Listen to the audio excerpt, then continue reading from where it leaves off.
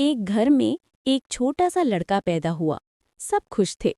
माँ कहती, मेरा बेटा मेरा सहारा बनेगा। वक्त गुजरा, वो बोलना चलना और हंसना सीख गया। फिर एक दिन माँ ने खुशखबरी दी, अब तुम्हें एक बहन मिलने वाली है। वो रोज खुदा से दुआ करता, मेरी बहन जल्दी आ जाए। फिर वो दिन आया, नन्ही सी गुड़िया सी बहन पैदा हुई। भाई ने पहली बार बहन को गोद में लिया, मुस्कुराया और बोला, अब मैं तुम्हारा बड़ा भाई हूँ, तुम्हें कोई रुलाएगा नहीं। साल गुजरते गए, बचपन आया, दोनों कभी खेलते, कभी लड़ते, कभी माँ के पास शिकायतें लगाते। कभी बहन भाई के खिलौनों पर झगड़ती, कभी भाई बहन को चॉकलेट छिपा कर देता। घर हंसी से गूंजता रहता था।